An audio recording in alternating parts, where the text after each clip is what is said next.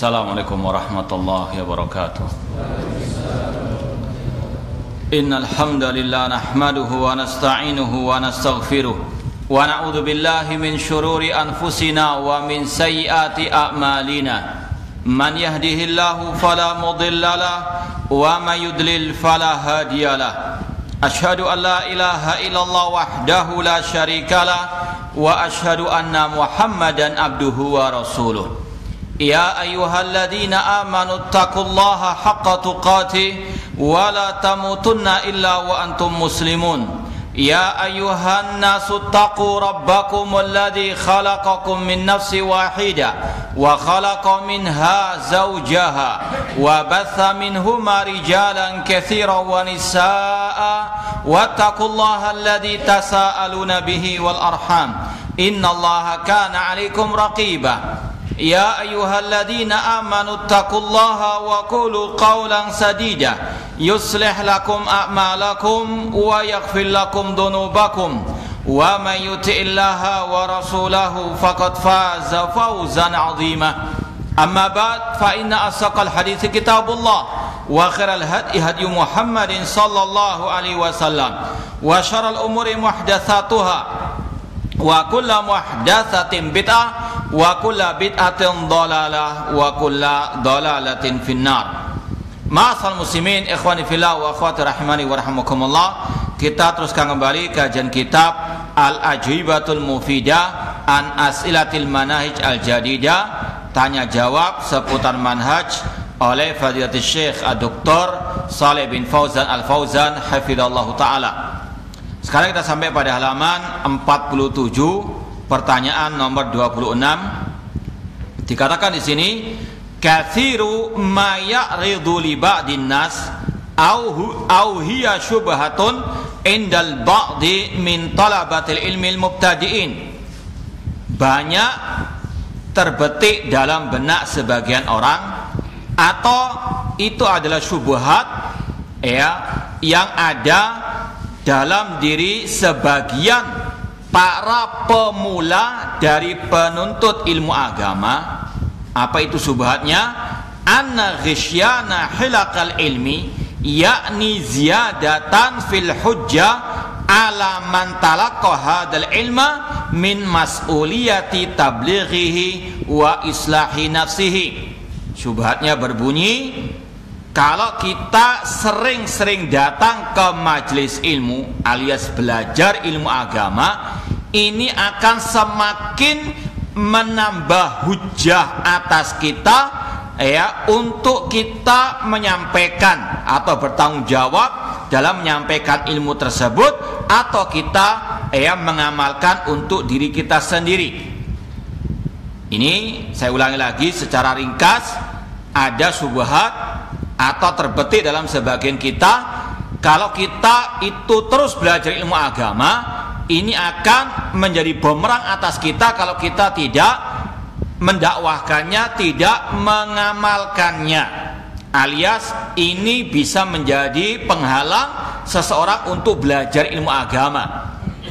Kemudian mimma yaj'aluhum awil ba'd minhum yahjumuna an talabil ilmi syar'i. Syubhat itu atau bisikan-bisikan itu menjadikan sebagian orang berhenti tidak belajar ilmu agama karena takut ilmunya itu akan menjadi bumerang atasnya kalau tidak diamalkan, kalau tidak dia dakwahkan. Fama taujihukum lihaula, apa nasihat Anda wahai Syekh Saleh untuk mereka-mereka yang mendapati syubhat dalam diri mereka tersebut? Kata Syekh Shalih bin Fauzan, hadhihi waswasatun minasyaitan, ini adalah bisikan dari asyaitan. Yaqulu laka, setan berkata kepada dirimu, la tata'allam, jangan engkau belajar, li'annaka idza ta'allamta sara hujjatan 'alaika, Karena kalau engkau belajar ilmu agama, ya, nanti bisa jadi ilmu itu menjadi bumerang atasmu, ya. Maka kata beliau, naqulu lihada, kita katakan kepada orang tadi, wa baqa'uka fil jahli ma'a wujudil ulama alaysa huwa hujjatun alayka. Bukankah kejahilanmu, ya, di hadapan, ya, di tengah-tengah adanya para ulama, bukankah itu juga hujah bumerang atasmu juga? Di sini ikhwani fillah wa akhwat rahimani wa rahimakumullah, dalam belajar ilmu agama itu tidak semudah yang dibayangkan. Banyak onak danduri, banyak ujian dan cobaan, dan juga banyak bisikan-bisikan. Karena di antara jaring-jaring asyaiton, kata para ulama, yaitu menghentikan langkah para talabul ilmi dari belajar ilmu agama.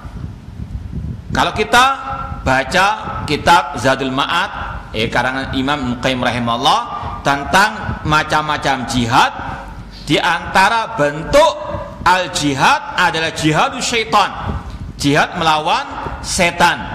Dengan apa? Dengan dua senjata, al-ilmu was-sabar atau al-yakin was-sabar, dengan ilmu atau keyakinan dan dengan kesabaran. Karena jaring setan ada dua, jaring syubhat wasyahwat, ya, syubhat wasyahwat. Syubhat harus dilawan dengan al-ilmu. Makanya setan, ya, untuk menghancurkan kaum muslimin khususnya, dibisikkan untuk mereka tidak belajar ilmu agama. Karena apa? Ilmu agama itulah yang akan menjadi senjata berjihad melawan mereka. Maka sejak dari awal manusia dibisikkan untuk tidak belajar ilmu agama, agar apa? Tetap bisa ditipu oleh asyaitan. Dan ini yang sangat berbahaya dibandingkan yang syahwat. Seperti yang sudah sering kita sampaikan dan sudah pernah kita sampaikan pada awal-awal pembahasan, bahwasanya Imam Sufyan Ats-Tsauri berkata, al-bid'atu ahabbu ila iblis minal ma'siyah. Bid'ah lebih dicintai oleh iblis daripada maksiat. Ini perbandingan antara syubhat dan syahwat. Dua-duanya itu dosa, dua-duanya itu penyimpangan, dua-duanya itu jaring-jaring syaitan. Cuma yang lebih berbahaya asyubhat. Makanya setan getol untuk membisikkan manusia untuk tidak mau belajar ilmu agama. Tentunya ilmu agama yang bersumberkan dari Al-Quran dan Sunnah Rasul dengan pemahaman para salafus saleh. Al-ilmu ma qala Allah wa qala sahabah. Al-ilmu ma qala Allah wa qala Rasul wa qala sahabah. Kata para ulama, ilmu yang dimaksud di sini adalah firman Allah, sabda Rasul, dan ucapan para sahabat Ar-Rasul SAW. Ini setan ingin untuk menghalangi manusia belajar ilmu tersebut dengan berbagai macam caranya. Ada yang langsung membubarkan kajian. Ini adalah apa? Teman-teman asyaitan. Karena apa? Dengan orang itu tahu qala Allah, qala Rasul, qala sahabat, manusia akan bisa apa? Berjihad melawan asyaitan. Ada yang langsung frontal membubarkan kajian. Ada pula yang tadi, dengan dibisiki, kalau engkau belajar ilmu agama, sedangkan nanti engkau nggak akan sanggup mengamalkan semuanya, maka ilmu itu akan menjadi bumerang atas. Nggak usah belajar, sudahlah, lebih enak jadi orang bodoh, nggak akan ditanya tentang ilmu, pada hari kiamat kelak. Ini apa? Kelihatannya, oh iya betul ya, inilah bisikan asyaitan. Nanti akan dijawab oleh Asy-Syaikh Shalih bin Fauzan. Intinya sekali lagi, asyaitan di antara jaring-jaringnya adalah bagaimana manusia itu tidak memiliki ilmu agama, agar apa? Setan lebih mudah untuk menipu mereka. Seperti dalam urusan dunia, kalau orang itu nggak belajar urusan dunia, mudah ditipu oleh para penipu misalnya. Lebih dari itu masalah akhirat, masalah agama. Kalau orang itu tidak berbekal ilmu agama, akan mudah dijaring oleh setan, entah ke dalam kesyirikan atau ke dalam apa? Kebid'ahan. Dan ini adalah dosa yang paling berbahaya, kata Allah. Sebagaimana dalam surat Al-A'raf, Allah menyebutkan tentang 4 tingkatan dosa. Tingkatan penyimpangan. Allah mengatakan, "Qul innama harrama rabbiyal fawahisha ma dhara minha wa ma batan wal itsma wal baghya bil haqqi wa an tusyriku billahi ma lam yunazil bis sultana wa an taqulu 'alallahi ma la ta'lamun." Allah mengatakan, sesungguhnya Rabbku mengharamkan atas kalian yang pertama kekejian yang nampak maupun yang tersembunyi. Kemudian wal itsma wal baghya, dosa dan melampaui batas. Kemudian yang ketiga, untuk engkau berbuat syirik yang tidak Allah turunkan keterangan atasnya. Dan yang paling berbahaya kata para ulama, wa antaqulu 'alallahi ma la ta'lamun, dan engkau berkata tentang Allah, tentang agama Allah tanpa ilmu. Ini kata para ulama yang paling berbahaya, berkata tentang agama Allah tanpa ilmu. Dan ini alangkah banyaknya orang seperti ini. Ya, kalau duduk di majelis ilmu malas, ya, namun kalau komentar, kalau debat masalah agama, ya, number one, ya, luar biasa. Ini banyak kita dapati, ya, ngomongnya kalau masalah agama luar biasa, namun malas ngaji. Ya, artinya apa? Ucapannya, ya, luar biasa, jahilnya, alias kalau kata orang Arab jahil murakkab, ya, jahil kuadrat. Ini lebih apa? Berbahaya. Apalagi kalau sudah menyandang gelar dai, naudzubillahi min dzalik. Dan ini setan sangat senang, karena dia lebih mudah untuk apa? Ditipu, dan dia jadi senjata untuk menyesatkan manusia. Dan ini yang Rasul khawatirkan di akhir zaman seperti ini. Innallaha la yantazil ilma intiza'an walakin yantazil ilma biqabdil ulama. Allah tidak mencabut ilmu ini secara tiba-tiba, secara langsung, namun Allah mencabut ilmu agama ini dengan mewafatkan para ulama. Hatta idalam yubki aliman ittakhadan nasu ru'usan juhala fasu'ilu fa'aftau bighairi ilmin fadallu wa adallu. Kemudian ketika sudah tidak tersisa ulama atau sedikit para ulama, manusia mengambil ulama-ulama mereka, tokoh-tokoh agama mereka dari orang-orang yang jahil. Ketika mereka ditanya tentang ilmu agama, mereka berfatwa tanpa ilmu, fadallu wa adallu, mereka sesat dan apa? Menyesatkan. Ini tangan kanannya asyaitan untuk apa? Menyesatkan manusia dengan mengangkat derajat orang-orang jahil, untuk apa? Menyesatkan manusia.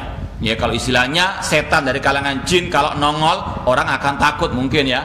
Namun kalau jadikan orang-orang itu sebagai tokoh-tokoh agama, banyak manusia yang apa? Tertib. Ini liciknya apa? Asyaitan. Ya, maka ini salah satu bisikan agar manusia tidak berjihad melawan syaitan dengan menghentikan langkah mereka dalam belajar ilmu agama. Naudzubillahi min dzalik. Intinya, tadi tingkatan dosa yang paling berbahaya kata para ulama, wa antaqulu 'alallahi ma la ta'lamun. Ya, makanya dakwah salafiyah sejak dini telah mengajarkan, menekankan ilmu, dan ilmu itu yang paling apa? Paling awal harus dimiliki oleh seorang hamba.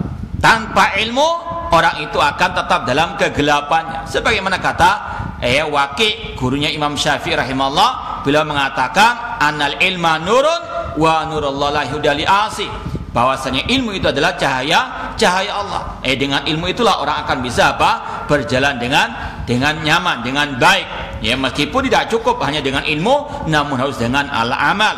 Namun tidak cukup dengan ilmu dan amal, harus dengan ad-dakwah. Sebagaimana kata Syekhul Islam Muhammad bin Abdul Wahab rahimahullah dalam kitab beliau Al-Usulul Salasa atau Salasatul Usul, dan ini yang sering kita tekankan dan sering kita ajarkan untuk para pemula, kitab yang sangat amat singkat namun padat, isinya sangat berharga sekali. Beliau di awal kitab mengatakan, i'lam rahimakallah annahu yajibu alaina ta'allumu arba'i masail. Ketahuilah semoga Allah merahmatimu, wajib bagi kita belajar 4 hal. Yang pertama al-ilmu. Apa itu al-ilmu? Ma'rifatullah wa ma'rifatun nabi wa ma'rifat dinil Islam bil adillah. Yang pertama ditekankan al-ilmu. Ini salah satu ciri khas ad-da'watus salafiyah atau salafiyin, yaitu mereka getol belajar ilmu agama. Sekali lagi, ilmu agama ini maksud qala Allah wa qala Rasul wa qala sahabat. Dan ini membedakannya dengan kelompok-kelompok yang lain. Kelompok yang lain itu lebih senang untuk demo, senang untuk aksi-aksi itu, namun dakwah salafiyah ini apa? Lebih senang untuk taksilul ilmi, memondasi dirinya dengan al ilmu. Karena ilmu adalah cahaya. Bagaimana kita akan bisa berjalan, bisa beragama tanpa al ilmu? Dan Syekhul Islam mengatakan tadi, apa itu ilmu? Mengenal Allah, mengenal nabinya, mengenal agama Islam dengan dalil-dalilnya. Apa dalilnya? Qala Allah wa qala Rasul wa qala sahabat. Ya. Ini adalah apa? Pondasi pertama. Kemudian al-amal, tidak cukup ilmu. Karena Islam itu siratal mustaqim. Ya, ketika kita membaca ihdinas siratal mustaqim, kita harus ingat siratal mustaqim, kata sebagian ulama tafsir, al-ilmu nafi' wal amalus saleh. Ilmu yang bermanfaat dan al-amal as-saleh. Ya, kita harus apa? Menjauhi jalannya al-maghdubi alaihim, yaitu al-yahud. Mereka berilmu namun tidak beramal. Dan juga kita juga harus menjauhi ad-dhalin, yaitu an-nasara. Mereka beramal namun tanpa ilmu. Islam menggabungkan al-ilmu wal amal. Ini yang apa? Yang paling ideal. Kemudian tidak cukup ilmu wal amal, namun dengan apa? Ad-da'wah. Ya, wa da'watu ilaih. Namun dakwah tidak boleh tanpa apa? Ahli ilmu, seperti yang sudah kita sampaikan. Ini akan lebih banyak merusak daripada memperbaiki. Apalagi sudah kita sampaikan kapan lalu dari ceramah seorang dai jamaah tabligh yang menuduh Rasul berdakwah tanpa ilmu. Ini luar biasa. Penghinaan kepada Ar-Rasul SAW. Padahal Allah mengatakan, "Qul hadhihi sabili ad'u ila Allah ala basirah." Katakan wahai Nabi Muhammad, inilah jalanku, aku menyeru kepada Allah ala basirah, di atas ahli ilmu. Maka ilmu ini yang paling utama untuk dimiliki oleh seorang hamba, apalagi yang mungkin istilah seorang sekarang baru berhijrah dari kejahilan, dari kemaksiatan dan seterusnya, harus betul-betul lebih semangat belajar ilmu agama. Apalagi fitnah di akhir zaman luar biasa, banyaknya dai-dai yang menyuruh ke neraka jahanam, banyaknya tadi ru'asan juhala, banyak yang ditokohkan namun mereka jahil tentang urusan agama, apalagi masalah al-aqidah. Harus betul-betul semangat dalam belajar ilmu agama. Jangan sampai setan membujuk kita, merayu kita untuk kita malas belajar. Di antaranya dengan tadi, kalau Anda terus belajar nanti akan bisa menjadi bumerang karena Anda tidak mengamalkannya. Tidak usah belajar, lebih baik bodoh terus. Naudzubillah min dzalik. Kemudian dijawab oleh Syekh Shalih bin Fauzan, naqulu li hadza baqa'uka fil jahl ma'wujudil ulama alaysa huwa hujjah 'alaika. Bukankah engkau dalam kejahilan terus menerus itu, di tengah adanya para ulama, itu akan menjadi hujjah atasmu juga? Karena apa? Ilmu itu salah satu perintah Allah Subhanahu wa taala, fa'lam annahu la ilaha illallah. Dan keutamaan belajar ilmu luar biasa banyaknya. Apakah tidak rugi kalau kita tidak belajar ilmu agama? Al-Imam Ibnu Qayyim dalam kitabnya Miftah dari Sa'adah menyebutkan kurang lebih ada 150-an keutamaan orang belajar ilmu agama. Alangkah ruginya orang yang tidak mau belajar ilmu agama. Kaunuka tabqa fil jahl wal ilmu mawjud wal ulama mawjudun wa durus qa'imah, hada asyaddu khataran min kaunika ta'ti ila durusil ilmi wa tata'alam wa qad la ta'mal bima alimta. Ketika engkau dalam kejahilan, sedangkan ilmu atau fasilitas belajar ilmu agama ada di mana-mana, terutama zaman sekarang luar biasa. Majalisul ilmi luar biasa banyaknya, kitab, buku, majalah, buletin, kemudian medsos, kemudian di internet, web dan sebagainya. Yang kita maksud adalah yang di atas sunnah, di atas dakwah salafiyah. Ini luar biasa banyaknya media dakwah, luar biasa banyaknya ulama, para ustadz-ustadz dai salafiyin juga banyak. Pelajaran-pelajaran tentang agama yang benar ini sudah di tengah kita. Kalau kita tidak mau belajar, ini justru lebih berbahaya lagi dibandingkan Anda belajar namun tidak mengamalkan ilmu Anda. Kata para ulama seperti yang disampaikan oleh Syekhul Islam Muhammad bin Abdul Wahab rahimahullah, kita ada 4 kewajiban: belajar, beramal, berdakwah, bersabar. Kalau kita sudah nggak beramal, nggak berilmu, 2 dosanya. Namun kalau kita berilmu, kita mendapatkan pahala ilmu. Namun kalau kita nggak mengamalkan, kita dapat satu dosa. Ya. Apalagi kalau sudah nggak berilmu, ya, nggak beramal, namun dakwah, 3 dosanya. Ya. Dosa nggak berilmu, nggak beramal, dosa dakwah tanpa ilmu. Ini luar biasa dan lebih berbahaya, karena kita akan menanggung dosa orang kita sesatkan dengan ceramah dakwah kita yang tanpa ilmu. Naudzubillah min dzalik. Maka yang paling pertama ilmu. Ya, ini yang pertama kata beliau, jika dibandingkan dua-duanya salah. Ya, yang paling ideal tadi ilmu, amal, dakwah, bersabar. Ini yang paling ideal. Cuma kalau kita belum bisa mengamalkan, tetap belajar ilmu. Insya Allah ilmu ini akan mengarahkan kita kepada at-ta'ah, ketaatan kepada Allah Subhanahu wa taala. Seperti dahulu ucapan sebagian ulama salaf, ta'allamnal ilma li ghairillah fa'abal ilmu illa an yakuna lillah. Sebagian ulama salaf mengatakan dahulu awal-awal kita belajar itu kita nggak ikhlas. Mungkin karena paksaan orang tua dan seterusnya, nggak ikhlas. Namun ilmu ini mengarahkan kita untuk ikhlas kepada Allah Subhanahu wa taala. Yang penting sekarang ada niat untuk memperbaiki diri, belajar dulu, ya. Nanti bisa mengamalkan atau tidak, ini kita minta tolong kepada Allah. Makanya kita minta kepada Allah, ihdinas siratal mustaqim.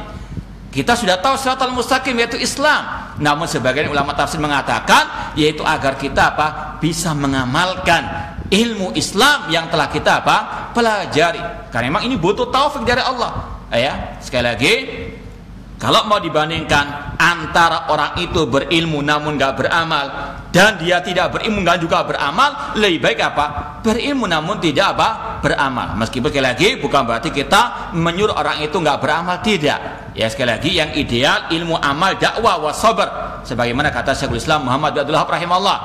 Namun kalau seandainya dia masih belum bisa mengamalkan, tetap belajar ilmu agama dan terus minta kepada Allah untuk diberikan hidayah bisa mengamalkan ilmunya.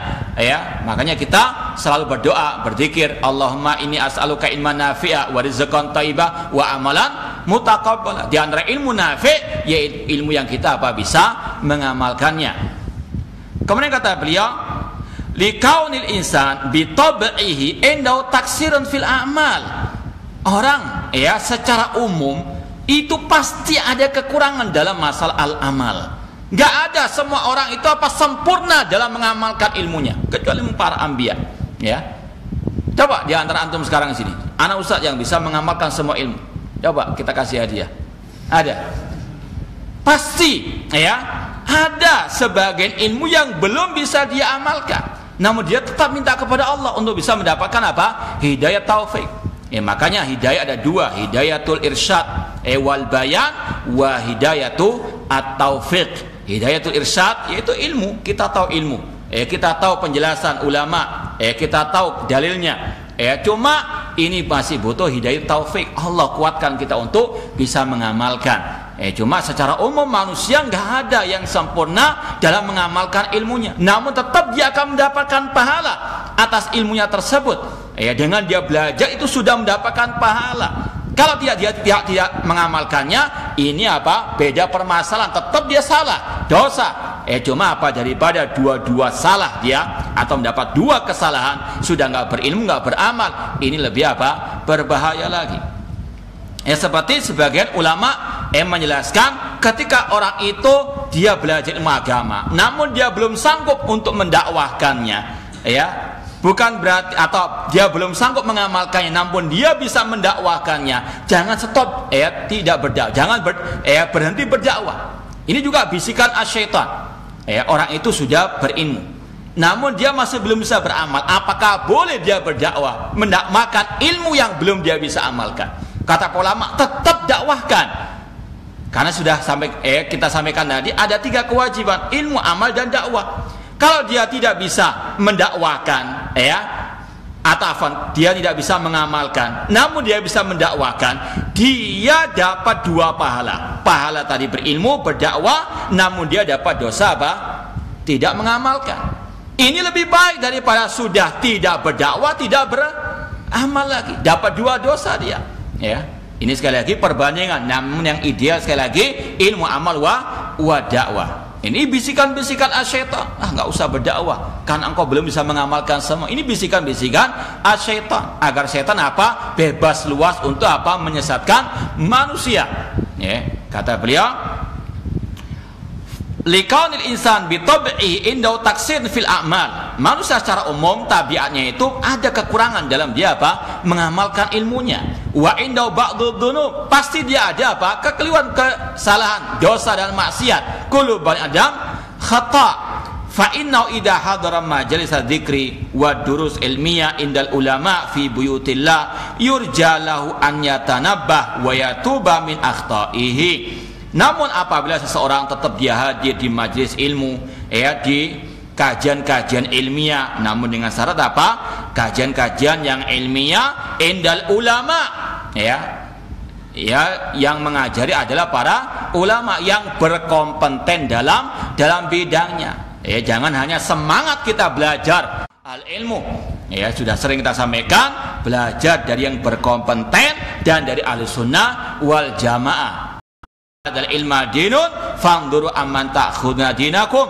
Ilmu agama ini adalah ilmu agama itu sendiri, maka selektiflah dalam mengambil ilmu agama tersebut. Apalagi yang baru istilahnya berhijrah tadi, ini harus selektif. Kalau tidak, naudzubillah min dzalik, masuk jeratan ahlul bidah. Lebih dahsyat, lebih baik dia tetap dalam kemaksiatannya daripada ikut ahlul bidah. Seperti yang sudah kita sampaikan dari ucapan Sufyan Ats-Tsauri, al bid'atu ahabbu ila iblis minal ma'siyah. Maka harus hati-hati betul, jangan sembarangan belajar ilmu agama, karena ini lebih berbahaya daripada orang itu meninggalkan al-amal yang berkompeten dalam bidangnya dan dia ahlus sunnah wal jamaah. Dia ahlus sunnah, cuma dia nggak berkompeten dalam bidangnya.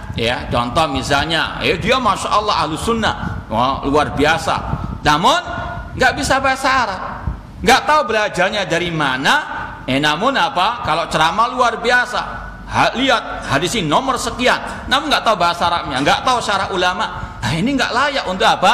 Antum belajar pada orang tersebut, nggak berkompeten dalam bidangnya. Fas'alu ala dzikri in kuntum la ta'lam. Nggak cukup hanya dari ahlus sunnah yang berkompeten dalam apa? Bidangnya. Fas'alu ala dzikri in kuntum la ta'lamun. Dan ini sekarang fenomena luar biasa, berbagai macam tantangan aduat as-salafiyin, dai salafiyin, baik dari luar maupun dari dalam diri sendiri. Maka harus kita juga selektif. Sekali lagi, harus belajar ilmu agama itu semangat, namun harus selektif belajar dari ahlu dzikri yang berkompeten, yang ahlinya, dan ahlu sunnah wal jamaah as-salafiyin yang sejati. Ketika orang itu tetap datang di majelis zikir atau majelis al-ilmu, datang di kajian-kajian ilmiah di samping para ulama, apalagi di masjid-masjid Allah Subhanahu wa taala. Sekarang ini banyak fasilitas belajar ilmu agama seperti yang kita sampaikan, di medsos, kemudian di media-media televisi dan seterusnya. Namun tetap datang ke majelis al-ilmu di masjid Allah ada keutamaan yang lebih, ada nilai plusnya. Di antaranya sebagaimana kata Rasul SAW, wa majtama qaumun fi baitin min buyutillah yatluna kitaballah wa yatadarasuna bainahum illa nazat alimus sakinah wa ghasyatumur rahmah wa hafathumul malaika wa dzakarahumullah fi man indah. Tidaklah sekelompok manusia berkumpul di salah satu rumah Allah, mereka membaca Al-Quran dan saling mempelajari isi Al-Quran, kecuali akan turun kepada mereka ketenangan, rahmat Allah meliputi mereka, malaikat Allah mengelilingi majlis mereka, dan Allah akan muji mereka di kalangan malaikat yang ada di sisinya. Semoga Allah menjadikan majlis kita seperti yang Rasul sabdakan. Tetap hadir di majlis al-ilmu di masjid-masjid Allah Subhanahu wa taala. Dan itu salah satu bentuk kita memakmurkan masjid Allah yang merupakan ciri orang yang beriman kepada Allah dan hari akhir. Innama ya'muru masajidallah man amana billahi wal yaumil akhir. Sesungguhnya yang memakmurkan masjid Allah yang beriman kepada Allah dan hari akhir, di antaranya dengan mendatangi majelis-majelis al-ilmu. Kalau orang itu hadir di kajian ulama atau para dai-dai salafiyin al-sunnah wal jamaah di rumah-rumah Allah, yurja, diharapkan untuk orang itu sadar dan dia bertobat dari dosa-dosa dan maksiatnya. Ini juga salah satu cara untuk kita menambah keimanan. Ya, ini beda kalau hanya kita duduk dengan radio atau dengan televisi, kadang lewat begitu saja. Namun ada suasana keimanan di dalam masjid Allah Subhanahu wa taala. Insyaallah semuanya merasakan. Ini lingkungan keimanan. Dan itu salah satu cara kita untuk memperbaiki iman kita, memperbarui iman kita. Mungkin dari pagi kita kumpul dengan ahli dunia yang omongannya hanya urusan dunia. Namun kalau kita datang ke masjid, datang ke majlis, ada siraman rohani. Paling tidak membersihkan apa yang telah terkotori di pagi hari atau siang hari ketika kita cari maisha dan seterusnya. Ini sekali lagi datang ke majlis zikir al-alimu, ini merupakan salah satu sarana untuk kita memperbarui al-iman.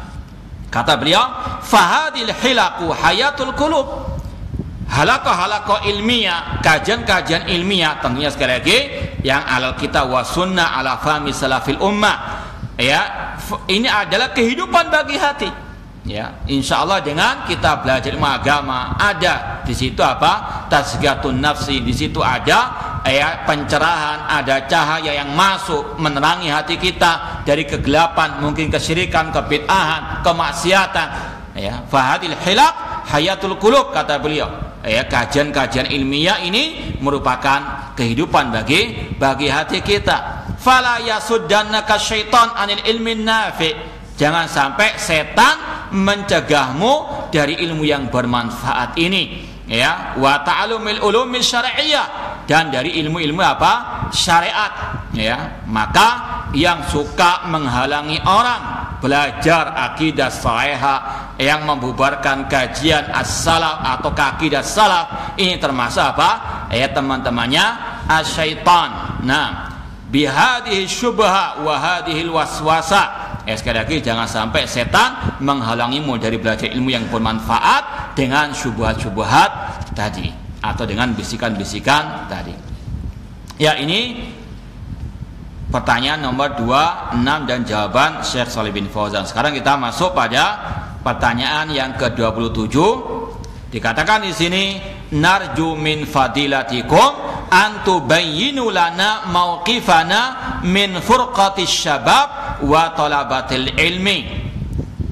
Kami mengharapkan kepada Anda wahai Syekh untuk menjelaskan kepada kami bagaimana sikap kami terhadap sebagian para pemuda atau kelompok para pemuda dan penuntut ilmu agama haula mawadi' tasuddum an talabil ilmi, tentang keadaan yang menjadikan mereka terhalang belajar ilmu agama, wa taj'aluhum yanaluna min ba'dil ulama, dan hal itu menjadikan mereka terkadang mencaci maki sebagian para ulama, wa yata'assabun li akharin, namun di sisi yang lain mereka fanatik kepada tokoh-tokoh mereka sendiri. Li'anna hadhi mas'alatun mas'alatun hama, ini masalah yang penting. Wa qad tafasyat wa antashrat baina talabatil ilmi, dan ini telah menyebar di sebagian para penuntut ilmu agama. Fama taujihukum fi dzalik, apa nasihat Anda dalam masalah ini? Ini memang lebih dikhususkan keadaan di negara Saudi Arabia, maka nanti akan disampaikan, cuma banyak pelajaran yang bisa kita petik dari sini. Kata Syekh Shalih bin Fauzan, yauma an kana ahlu hadil bilad murtabitina bi ulamaihim syababan wa syaiban kanatil halatu hasanatan wa mustaqimah. Ketika penduduk negeri ini, yaitu yang dimaksud sekali lagi negara Saudi Arabia, semoga Allah menjaganya dari segala kejahatan dan segala bentuk yang bisa merusaknya, dan juga semoga Allah menjaga negeri kita dari segala bentuk kejahatan. Kata beliau, sejak penduduk negeri ini Saudi Arabia itu mereka dekat dengan ulama mereka, baik penduduk tersebut masih muda atau sudah tua, keadaannya itu sangat baik sekali, terutama di awal-awal berdirinya negara Saudi Arabia, bagaimana dahulu mereka ini sangat dekat dengan para ulama-ulama tersebut, ulama-ulama Ahlussunnah wal Jamaah maksudnya. Wa kanat la ta'tilem afkarun minal kharij, tidak ada pemikiran-pemikiran yang merusak dari luar, ke negara Saudi Arabia yang merusak para asyabah, para pemuda. Karena memang di pendirian negara Saudi Arabia itu dijelaskan oleh Raja Saudi pada waktu itu, yaitu negara Saudi didirikan di atas manhaj as-salaf, ya, dan itu yang mereka pegang teguh sampai detik ini. Ya, meskipun nanti akan disampaikan, tidak kita menutup mata ada kekurangan. Cuma dari pondasi awalnya sudah dijelaskan negara Saudi Arabia didirikan di atas manhaj as-salafus saleh. Ketika mereka kembali kepada para al-ulama, seperti yang Allah firmankan, wa idza ja'ahum amrun minal amni awil khaufi ada'u bih walau raddu ila rasuli wa ila ulil amri minhum la'alimahu alladhina yastanbitunahu minhum. Apabila datang kepada orang-orang munafikin perkara masalah keamanan, masalah ketakutan, kalau orang munafikin ada ubih, mereka langsung menyebarkannya. Ada sedikit gosip, sebarkan. Ada sedikit berita, sebarkan, di-share, seterusnya. Ini kebiasaan orang munafikin. Ya, maka jangan sampai kita mengikuti jejak orang munafikin. Ya, datang kabar berita atau gosip atau apapun, ya, tanya dulu. Kata Allah, walau radu ila ar-rasul, seandainya mereka mengembalikannya kepada Rasul. Kalau sekarang kepada hadisnya Rasul, atau kepada ulil amri minhum, kepada para ulama, maka mereka akan tahu apa kesimpulan hukum daripada berita tersebut. Intinya apa? Kalau orang munafik langsung menyebarkannya, tidak cross-check dahulu, tidak tanya dahulu apa dasarnya, apa dalilnya. Maka kita harus sekali waspada, terutama di zaman medsos. Tidak semua berita kita langsung share, tidak semua ada makalah, ada kajian langsung kita share, atau pengumuman kajian langsung kita share. Tanya dahulu siapa pematerinya, siapa penulisnya, karena apa? Semuanya akan ada pertanggungjawaban di sisi Allah Subhanahu wa taala. Apalagi Rasul mengatakan, la takunu buduran ujulan madzayi.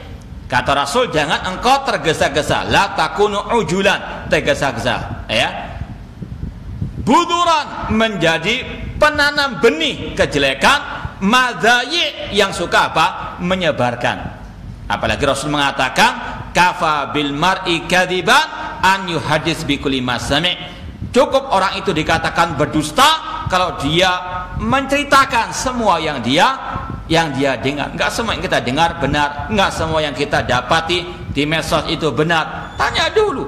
Ini sekali lagi sikap orang yang beriman. Di antaranya tadi, seandainya mereka 24.000 dalam riwayat yang mau memberontak, alhamdulillah dengan seizin dari Allah, bifadlillah summa bifadli Abdullah bin Abbas, seorang ulama dari kalangan sahabat, 20.000 selamat, nggak ikut memberontak. 4.000 sisanya dihabisi oleh Al-Khalifah Rashid Ali bin Abi Thalib radhiyallahu taala anhu. Demikian pula sebagian kisah juga sama, masih kisah Khawarij. Ketika mereka mendatangi Jabir bin Abdullah radhiyallahu ta'ala anhu yang bercerita tentang hadis Rasul SAW tentang jahannamiyin, mereka nggak jadi memberontak. Intinya apa? Sekali lagi, kembali kepada ulama yang merupakan warasatul anbiya. Ini kata ulama, ismatun minal fitan wal balaya. Maka kita juga demikian, jangan sok baru belajar dan sebagainya kemudian asal berfatwa, apalagi dalam masalah-masalah yang besar. Rujuk kepada para ulama yang warasatul anbiya. Kemudian kata beliau, hada huwa sabab fil wahda wat ta'aluf. Ketika mereka rujuk kepada para ulama, mereka bersatu. Sikuna bi ulamaihim. Dahulu penduduk Saudi Arabia, mereka sangat sikoh, percaya kepada ulama-ulama mereka, wa qadatihim, kepada pemimpin mereka, wa uqalaihim, kepada para cendekiawan mereka yang masih berpegang teguh dengan akidah salaf, wa kanu jama'atan wahidah, mereka bersatu, wa ala halatin thayyibah, dalam keadaan yang baik, hatta ja'atil afkar minal kharij an sabilil askhas al-qadimin, sampai datangnya pemikiran-pemikiran yang menyimpang dari luar, lewat perantara sebagian orang yang datang ke negara Saudi Arabia. Disampaikan di sini, mislu ashabi manhaj firqatil ikhwanil muslimin. Di antaranya ketika datangnya kelompok atau tokoh-tokoh ikhwan muslimin ke negara Saudi Arabia, ketika mereka dikejar-kejar di Mesir karena membuat pemberontakan dan sebagainya. Mereka pun ada yang lari dan ada yang ditampung di negara Saudi Arabia. Ini yang menebarkan virus-virus pemberontakan. Sampai detik ini negara Saudi Arabia pun banyak yang terpengaruh dengan mereka, para syabab, para pemuda. Muncul kelompok-kelompok teroris untuk menghancurkan negara Saudi Arabia. Apalagi memang Saudi Arabia ini mustahdaf, ditargetkan oleh semua kelompok, baik yang kafir maupun yang ahli bidah. Orang kafirnya ingin menghancurkan Saudi Arabia, Syiahnya, Khawarijnya, mereka bersatu untuk menghancurkan negara Saudi Arabia yang merupakan negara Islam terbaik di zaman ini. Kalau kita masih mau objektif, masih mau adil dalam menilai. Namun itulah sekali lagi kenyataan yang ada. Negara Saudi Arabia dengan berbagai sisi kebaikannya, tauhidnya, sunnahnya, ini menjadi target kelompok-kelompok sempalan, diantaranya kelompok Al-Ikhwan Al-Muslimin. Sejak itulah perpecahan terjadi. Au ansabili ba'dil kutub au ba'dil majallat.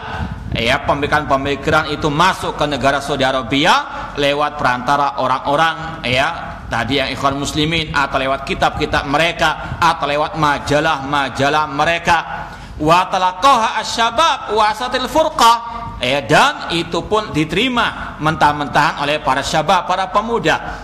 Para pemuda di Saudi Arabia, maka mereka pun terpecah belah. Ini sekali lagi pelajaran yang bisa dipetik, yaitu mereka tidak lagi rujuk kepada ulama ahli sunnah wal jamaah, langsung ditelan mentah-mentah pemikiran kelompok-kelompok tersebut. Li'anna haulai syabab alladzina syadzu 'anil manhaj salafi fi da'wah innama ta'atsaru bihadil afkar al-wafida minal kharij. Para pemuda itu mereka menyimpang dari manhaj salafi, terutama dalam berdakwah, itu disebabkan mereka terpengaruh dengan pemikiran-pemikiran dari luar. Yang dimaksud tadi adalah kelompok Al-Ikhwan Al-Muslimin. Maka sekali lagi kalau kita mau jelaskan inti daripada pergerakan yang ada sekarang ini ujung-ujungnya kepada kelompok Al-Ikhwan Al-Muslimin, bahkan juga kelompok terorisme yang sudah pernah kita sampaikan. Mereka inilah yang menyebarkan ke seluruh penjuru dunia, terutama juga di negeri kita. Amma du'at wasyabab alladzina baqau ala silatin bi ulamaihim walam yata'atharu bihadil afkar waridah fahaulai alhamdulillah ala istiqamah kasalafihimus salih. Adapun para dai, para pemuda yang mereka tetap dekat dengan para ulama, mereka menimba ilmu dari para ulama-ulama di sana dan tidak terpengaruh dengan pemikiran-pemikiran tersebut, mereka alhamdulillah di atas keistiqomahan dalam berpegang teguh dengan manhaj as-salafu as-salih. Apalagi di Saudi Arabia banyak para ahli ulama, mereka luar biasa keilmuannya. Kok mendatangkan tokoh-tokoh yang jahil, seperti yang Rasul pernah sampaikan dalam Sahih Bukhari tadi, bahwasanya kalau ulama sudah diwafatkan, banyak manusia mengambil tokoh-tokoh yang jahil. Dikatakan ulama itu sudah istilahnya expired, sudah kadaluarsa. Mereka cari yang baru, yang kalau ceramah itu luar biasa memanas, membuat dunia heboh dan sebagainya. Kalau yang mereka cari para pemuda yang bisa menghantarkan mereka untuk kudeta, itu yang dicari, yang untuk melengsarkan pemimpin kaum muslimin, itu yang diulamakan. Sedangkan ulama yang darah dagingnya di atas as-sunnah, ini tidak mereka pedulikan. Ini sekali lagi syubhat yang ada di tengah-tengah kaum muslimin, terutama juga di negeri kita. Maka kita sekali lagi, barometer kita menimba ilmu bukan ceramahnya yang menarik, bukan retorikanya yang indah, bukan istilahnya bisa menjadikan orang itu semangat dalam beragama. Bukan itu ukuran ulama. Ukurannya bagaimana akidahnya dari akidah salafus saleh, di atas mana salafus saleh, ilmunya betul-betul mumpuni, bukan yang hanya apal nomor ayat, apal nomor hadis. Ulama nggak apal nomor nomor tersebut. Apalagi kadang orang itu dibohongi, ya dikira luar biasa. Kadang cetakan dengan yang antara cetakan berbeda, ya. Kadang apa? Mana nomor yang bisa jadikan patokan, ya. Kadang luar biasa, kanan kiri, ya, depan di belakang sebagainya. Ini kalau kita katakan lebay, ya. Nah, ulama nggak ada torekonya seperti itu. Ya, maka jangan kita apa? Memang inilah sensasi membuat orang apa? Tertarik, ya. Sebagaimana kata orang Arab, khalif tu'raf. Buat sensasi kok akan terkenal, ya. Namun ulama tidak, mereka meneruskan, ya, jejak salafus saleh, mengajarkan manusia kaum muslimin al-ilmun nafi', diajarkan akidah salafus saleh, diajarkan sunnah-sunnah Rasul sallallahu alaihi wasallam, bukan cari apa? Sensasi. Fasabab fi hadil furqa yarji ila talakil afkar. Sebab perpecahan itu karena apa? Banyak para pemuda mengambil pemikiran-pemikiran baru. Memang ini sekali lagi, sensasi itu apa? Menarik orang, atau kata orang Arab juga, al-jadid atau al-jadid ladzid, ya. Sesuatu yang baru itu apa? Enak, ya. Yang lama-lama terasa apa? Bisikan setan, bosan. Diajarkan akidah salafus saleh, usul sunnah Imam Ahmad, akidah salafus hadis. Terkadang setan apa? Wah, kok gitu-gitu aja, nggak ada yang apa? Yang baru. Naudzubillah dari Islam bukan yang baru, Islam yang apa? Yang lama, Islam ala Rasul. 15 tahun yang lalu itulah Islam. Adapun yang sekarang yang baru yang belum pernah ada, sebagaimana kata Imam Malik, fama lam yakun yauma idin dinan fala yakunul yauma dina. Apa yang tidak dianggap agama pada waktu itu, pada zaman Rasul dan para sahabat, selama-lamanya bukan agama. Itulah bid'ah. Baik bid'ah dalam ibadah, akidah, demikian pula dalam metode berdakwah. Seperti yang sudah pernah kita sampaikan, dakwah itu tauqifiyah, atau manhajud dakwah tauqifi, sesuai dengan apa yang Rasul dan para sahabat ajarkan. Fasabab fi hadil furqa yarji ila talaqil afkar wal manahij ad-da'awiyah min ghairi ulama hadil bilad. Sebab perpecahan terutama di Saudi Arabia ini dikarenakan mereka mengambil metode-metode dakwah bukan dari ulama-ulama tersebut. Ini yang menjadikan mereka apa? Berpecah belah. Sudah ada mana dakwah salafus saleh atau ala mana salafus saleh, namun cari metode kelompok ikhwan al-muslimin, ya, maka terjadi perpecahan dan pengaruhnya sampai detik ini. Min unasin mashbuhin, dari orang-orang yang apa? Samar-samar mashbuhin. Ini juga harus antum ambil pelajaran, ya. Jangan setiap muncul terbaru viral di YouTube langsung ini ustadz apa? Salafi. Tidak mesti, ya. Ini apa? Banyak fannya. Enggak mesti dia di atas akidah salaf ashabul hadis. Tidak mesti dia apa? Yang lain diambil ilmunya. Apalagi yang masih apa? Belum dikenal. Masih baru, siapa orangnya? Antum harus tanya. Fas'al dzikri in kuntum la ta'lamun. Sudah sering kita sampaikan, kalau mau tahu ini salafi atau haraki, yang pertama tanya kepada yang berkompeten dalam bidangnya, atau yang kedua timbang dengan minhaj firqatun najiyah. Kalau ceramahnya mencaci pemimpin, mengolok pemimpin kaum muslimin, suka dengan politik-politik, kemudian meninggalkan dakwah kepada tauhid, atau dia mentazkiyah, merekomendasi dai-dai penyesat umat yang lain, atau dia bermesraan dengan ahlul bidah, maka ini adalah bukan as-salafi. Bisa antum ketahui lewat jalur instan, tanya langsung kepada dai salafi yang berkompeten, atau tadi kalau antum punya dasar, timbang, bukan apa barometernya ketenaran, bukan barometernya retorika yang indah, bukan titel doktor profesor, bukan, namun tadi al-aqidah sahihah dan manhaj as-salim. Apalagi sekali lagi banyak unasin masbuhin yang samar-samar, au unasin mudallilin, orang-orang yang menyesatkan, yuriduna zawala hadin ni'mah allati na'ishuha fi hadil bilad, yang mereka menginginkan hilangnya nikmat persatuan terutama di negeri Saudi Arabia tersebut. Min amnin, dari keamanan wasiqrar, demikian pula di negeri kita.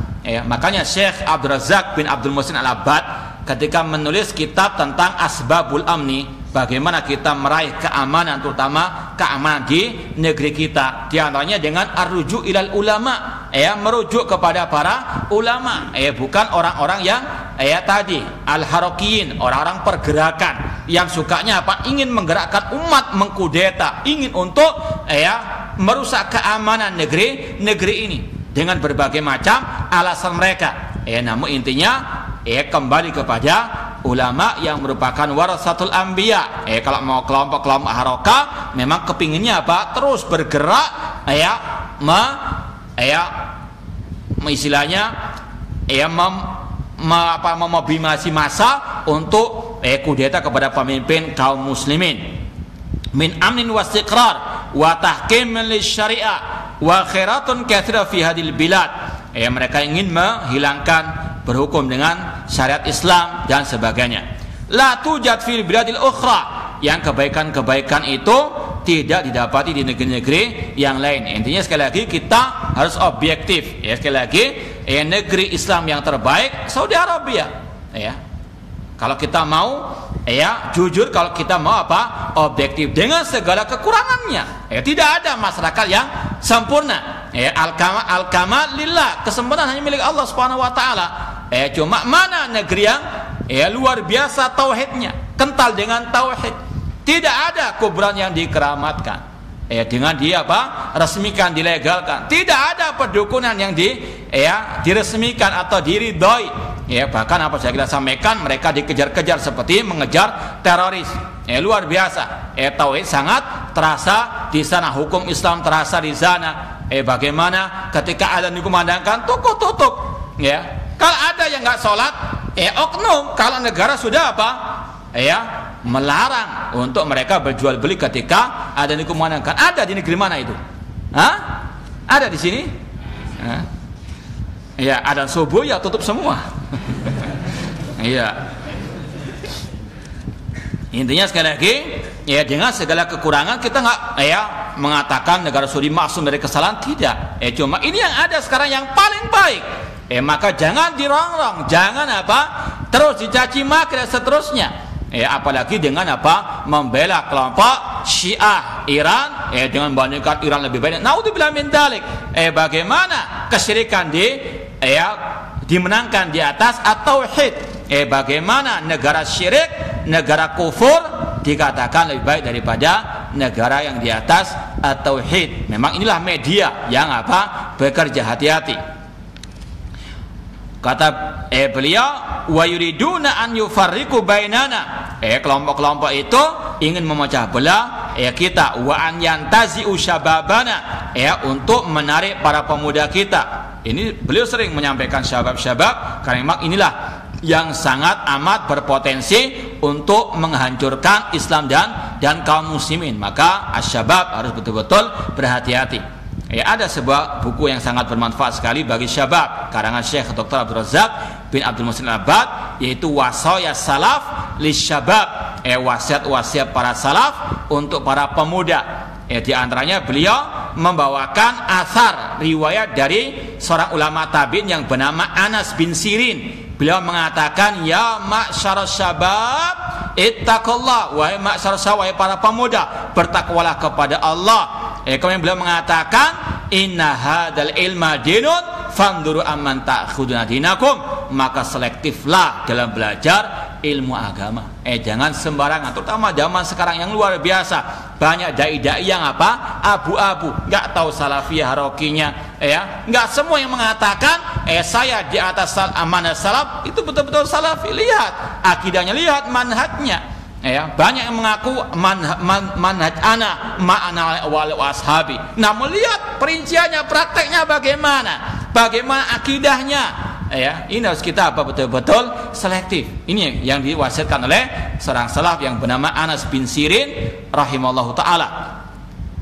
Kemudian kata beliau, wa an yanzi'u thiqa min ulama'ina. Kelompok-kelompok harakah itu ingin untuk mencabut rasa percaya kepada para ahli ulama. Itu yang mereka inginkan. Agar mereka leluasa untuk membodohi umat. Nggak usah tanya ulama itu nggak tahu fikir waqi. Ulama Saudi itu nggak tahu realita di Indonesia. Nggak usah tanya ke sana. Naudzubillah min dzalik. Allah mengatakan fas'alu ahla adzikri. Ulama nggak ada penyebutan yang harus Indonesia. Dalam artian apalagi dalam masalah-masalah yang memang itu sudah ada di seluruh penjuru negeri, yang tidak hanya khusus Indonesia.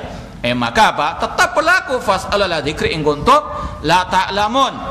Wa hina idzan yahsul wal iyadu billah mala tuhmat uqba. Kalau masyarakat sudah enggak percaya kepada ulama yang merupakan warasul anbiya, malah petaka yang terjadi. Kata beliau, fa alaina ulama wa duat wa syababan wa ama an natanabbah lidzalik. Wajib bagi kita baik yang ulama, baik para dai, para pemuda atau yang awam untuk sadar akan hal ini, bi alla nataqabbal afkar al-wafida. Tidak boleh kita menerima pemikiran-pemikiran yang baru, artinya yang menyimpang dari Ahlussunnah wal Jamaah, walal mabadi al-masybuha atau yang samar-samar, hatta wa in talabbasat bilibasil haqqi, meskipun casingnya itu kelihatan indah, dibungkus dengan bungkus kata-kata as-sunnah atau salaf. Harus kita teliti. Jangan lihat casingnya, lihat isinya. Jangan lihat konteksnya, lihat kontennya. Karena sekarang ini banyak yang propagandanya indah sekali.